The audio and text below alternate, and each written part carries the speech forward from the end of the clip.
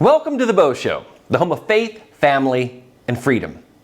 CNN just held a town hall in New Hampshire with former President Donald Trump.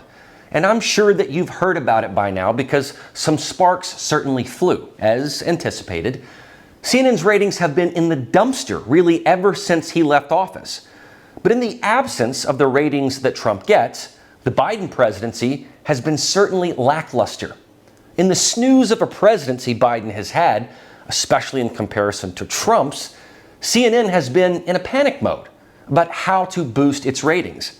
And it certainly didn't help that anchor Chris Cuomo got fired, and then the top dog Jeff Zucker got canned, yet they still retained ratings killer Don Lemon until just recently, since he had been given one too many passes. Lemon had been demoted to the morning show, for which he was terribly suited, and had co-hosts that irked and interrupted him. One of those co-hosts was Kaitlan Collins, a former White House correspondent, and while she may have been able to fulfill her role as a bland, just-the-facts correspondent, her strong suit is not morning television either. She looked woefully out of place and lacked any personality. But in the absence of Don Lemon and others, it was Collins that CNN chose to moderate this town hall at St. Anselm College in Goffstown, New Hampshire.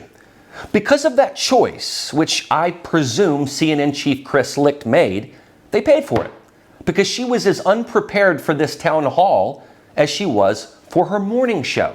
Now, having said that, it is undeniably hard to prepare for Trump, because you just don't know what exactly he's going to say or do.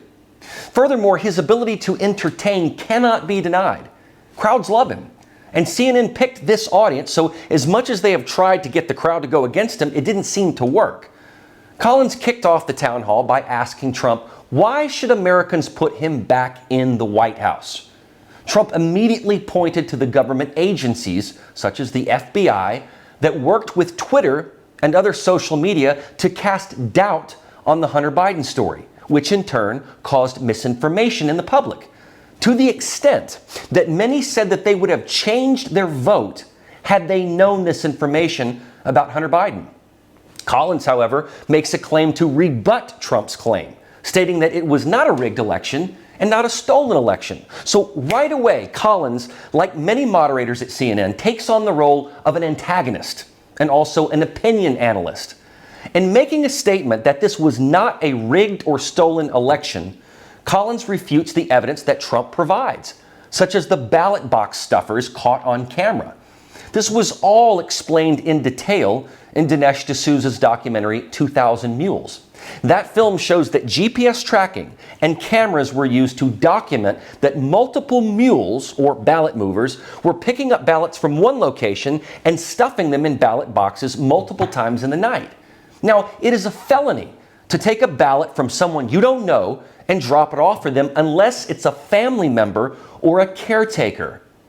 While we don't know whom the ballots were cast for, we do know that these cameras show a preponderance of evidence that people were ballot harvesting.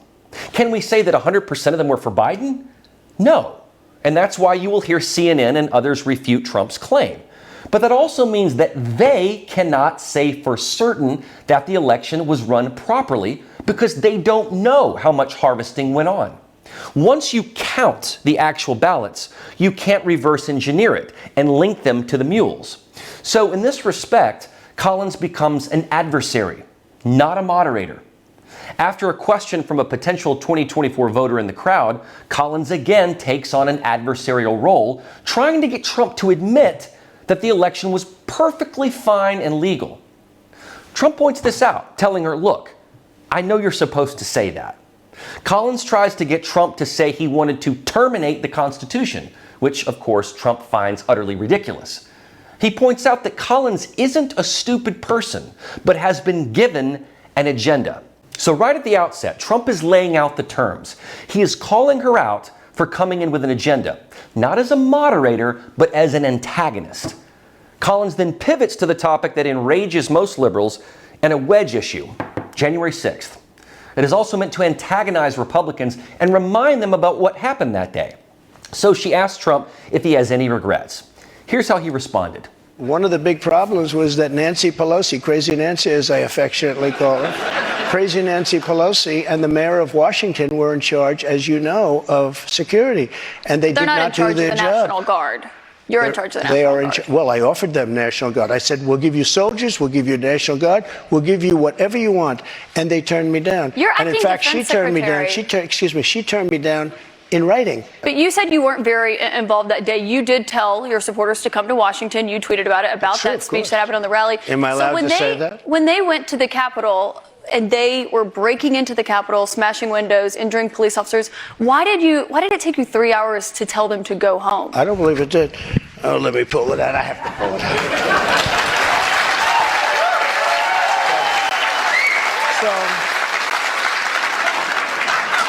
So if you look at, on January 5th, the day before, I said, please support our Capitol Police and law enforcement. They are truly on the side of our country. Stay peaceful. Stay peaceful. This was the day before, and this was in the form of Twitter. Now I use Truth Social. I think it's far superior, okay? I hope everybody's on Truth. If you look January 6th, this is before 2:30. I am asking for everyone at the U.S. Capitol to remain peaceful. This is right after, as it was happening. But what happened is they took it down. I don't know why. I think they took it down because it was so good. They didn't like it being up there. I am asking, and we didn't know until I got it back, because now I have 90 million people waiting for me to go back, but I'm on Truth and I'm staying on Truth. Listen, I am asking for everyone at the U.S. Capitol to remain peaceful. No violation. We want no violation. We want no violence. Remember, we are the party of law and order. Respect the law and our great men and women in blue. Thank you. That was at 2:30. That was very early. Mr. President, I looked at the same timeline that you did. No, I know, but you didn't report that. You know why? Because it was taken down. We did report it. I was reporting that thing. It was taken down and it wasn't. But when it was clear to you that they were not being peaceful, you saw them rushing the Capitol, breaking windows. They were hitting officers with flagpoles, tasing them, beating them up. When it was clear they weren't being peaceful, why did you wait 3 hours to tell them to leave the Capitol? They listen to you like no one else. You know that. They do. I agree with that. But so why didn't you tell them to go home sooner? Nancy Pelosi and the mayor are in charge. I assume they were able to do their job. They weren't. But Pelosi's not in charge of Capitol security. And if you remember, I made a video right outside the Oval Office in the Rose Garden. And I'm very proud of that video. I didn't have a script. I don't need scripts like a certain person that's in there right now. What time, the video, it came out much later after they had already attacked the Capitol. Going back to your influence, in that 3 hours, over 140 officers were injured that day. And a person named Ashley Babbitt was killed. Yes. You know what? She was killed, and she shouldn't have been killed. And that thug that killed her, there was no reason to shoot her. At blank range, cold blank range, they shot her, and she was a good person. She was a patriot. There was no reason. This is critical because Collins has the agenda of wanting to get Trump to step in it, to admit that he was so upset about the election that he would directly or indirectly tell his supporters to go inside the Capitol and start committing violence. Well, Trump pulled out the documents from his suit coat, so he came ready. He recounted exactly what he tweeted and told people, stay peaceful. We are the party of law and order. Trump explained the timeline to her because, again, Collins tries to be the antagonist in order to criticize Trump for delaying to say something. But Trump explains he put out a tweet at 2 p.m. It was taken down and it never came back up. And then he released a video around 4 p.m. Trump and Collins then tussle over Mike Pence and his role in certifying the state results. Trump still believes that according to the Electoral Count Act, that Pence could send any potentially fraudulent results back to specific states to be audited and recounted. Pence told Trump that his lawyer said he doesn't have the authority to do it. Yet after the election, Congress changed the law, or rather strengthened it, so that no future vice president can send votes back to the states. In that respect, Trump is saying that Pence did have the authority to do this, or else Congress wouldn't mess with the law. It's clear that he feels that Pence could have done it and should have done it. Regarding Trump's claim that there were fraudulent votes in Wisconsin, Collins rebuffs him, saying there were no illegal votes in Wisconsin. How can she know that? What Collins is doing is using the court cases that judges rejected as justification to say that there were no illegal votes. But the fact remains, if those judges decided not to hear the cases or did not do an audit, then Collins cannot say definitively that there were no illegal votes. Had the judges taken up each case and looked closely, they might have found problems. Same kinds of problems that were found in 2000 Mules. What Collins should have said was, many judges rejected the fraud cases on standing, which means we cannot know for certain whether every single vote was properly cast. Let's flip the script and say Trump had won in 2020, and Biden's team had found hundreds of thousands of ballot dumps in the middle of the night. Do you think that Collins would treat Biden the same way that she treated Trump and say, without any doubt, that all votes were 100% accurate and legal? I think we know that's not the case. After all, when Maxine Waters rejected the vote certifications when Trump won in 2016, did anyone in the media call her a liar? Trump was asked about whether he'd pardon the January 6th people, and he said that he would look at each case individually. But he said that they can't get a fair trial in D.C. or New York. So Collins used that to pivot to another way to damn Trump, which is the recent rape case with E. Jean Carroll, in which a Manhattan jury rejected her claim of rape, but did convict him on sexual abuse and defamation. This woman, I don't know her. I never met her. I have no idea who she is. I had a picture taken years ago with her and her husband, nice guy, John Johnson. He was a newscaster, very nice man. She called him an ape. Happens to be African American. Called him an ape.